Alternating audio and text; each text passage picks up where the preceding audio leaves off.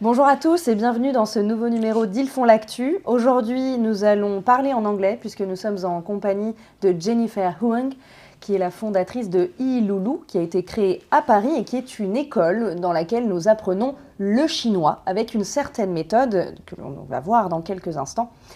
C'est une école dans laquelle nous apprenons le chinois à distance, mais également en présentiel. Hello. Hello. Welcome. So, we are today with Joël Bellassen, President of the European Association for Chinese Language Teaching, Academic Advisor at HIHILULU. You were also the first Inspector General of Chinese Teaching at the French Ministry of Education. With you is Jennifer Huang, founder of HIHILULU, and an edtech company created in Paris. Yes. You probably know the expression, "That's Chinese for me." According to UNESCO, Chinese is the most difficult language in the world, yet the most widely spoken after English. So, is Chinese really a difficult language to learn? The HIHILULU company proves the contrary, offering a teaching method that makes learning Chinese simple, effective, and fun, while respecting the language's uniqueness. The HIHILULU platform is designed for children aged 3 to 12 years old, as well as for Chinese teachers with curriculum and tools. Joël, Jennifer, how did your collaboration with HIHILULU begin? Okay, I begin. For half a century, I have always devoted myself to teaching Chinese. And at the end of the 80s, I had an idea. This idea is exposing children from 3 old to 8 old, exposing them to Chinese as a tonal language and as a non-alphabetic writing system.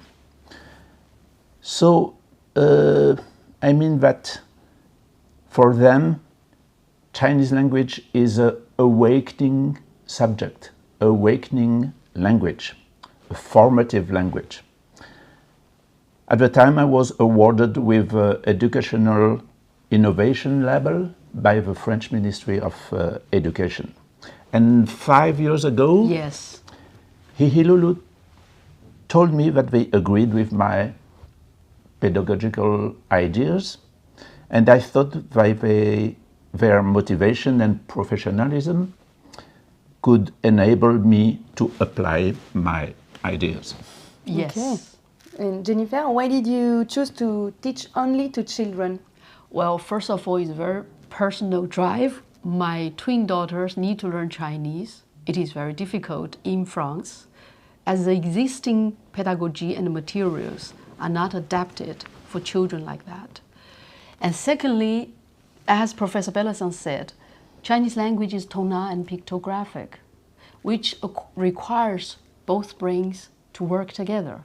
It is exactly the characteristic of young children, how they learn language. So, therefore, we start with children. Joël, why do people say that Chinese is a difficult language to learn? You know, people often produce stereotypes in order to proceed by reductive simplifications.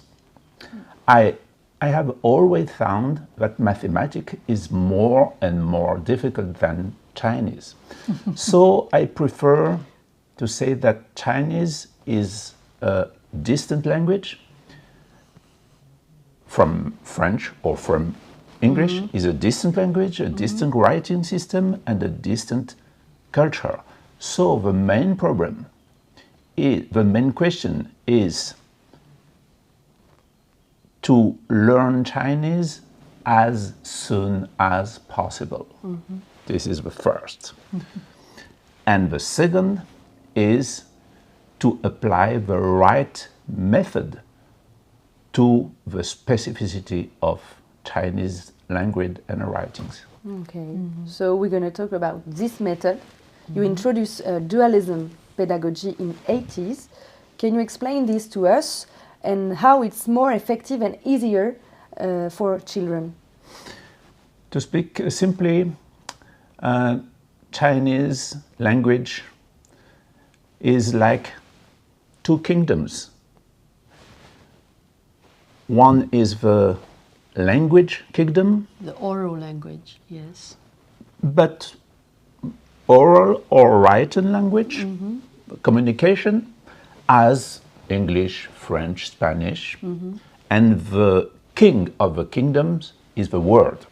For example, university in Chinese is called 大学, 大学. In French, université.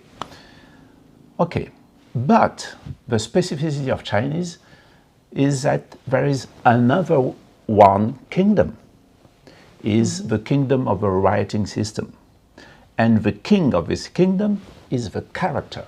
What is Chinese character? Is a sense unit. So university, 大学, in French, université, in English, university. But in Chinese, if you read it, if you write it, two unit. 大 means great, big. 学 means school. Not like in French or Spanish or English. So we have to deal with this duality of the Chinese language. Okay, and what do you call the snowball method? And the snowball method is that we have to apply this method. There is a playful logic behind Chinese and its writings. Like a game, puzzle game. Puzzle means you have a lot of pieces. So like it, the Chinese characters, you have a lot of pieces, but you have frequent pieces and non-frequent pieces. Of course, we have chosen high frequency pieces. This is one. And we have these pieces, we call it components. And I have settled a threshold level of the components, threshold level. And you or any children or student can reach this threshold level of components.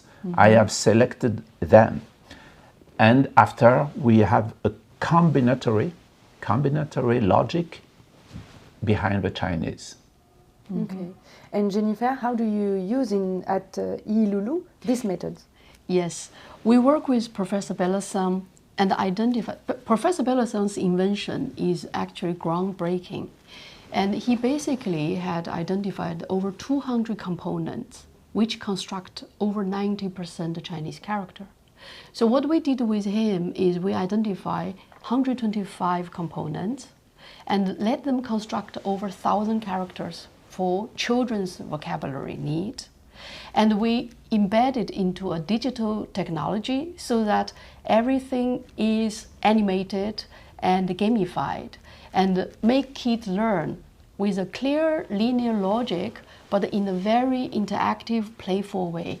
And thanks to digital technology, all of those unique methodology can be transformed in an online-offline blended solution. This is what we do. Okay. Yeah. In other words, it's the principle of economy.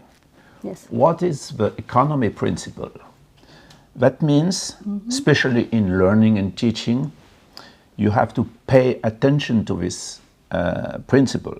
That means that with a minimum of resources, a minimum of words, a minimum of knowledge, you have to achieve maximum results. So, especially to Chinese language, as a specific language and writing, you have to pay attention to the economy principle. Yes. And we had applied this principle extremely strictly for literacy part of learning, meaning reading and writing. And on top of that, we respected the oral communication part and use a lot of animated content from children cartoon to games, to provide an immersive contextual environment. So children could pick up Chinese by immersing into it, and therefore they pick up very quickly phonetic skills as well. So like this, we implement completely the dualist character of this language through digital innovation. The platform users include Montessori schools and international establishments. Yeah. Which countries do you currently work mainly with, and what are your development objectives? Yes, we started in Paris, and we got big success with Montessori and the international schools. And now, since last year, we are rolling out to international market. And now we have set up an operation in United States, in UK, in Dubai, UAE, and Switzerland, Tunisia, strategically. So what we hope, of course, is to continue expansion in these markets and to become really the best-in-class solution for all of these prestigious education institutes, and plus to become the #1 brand for Chinese language education for children with this wonderful methodology.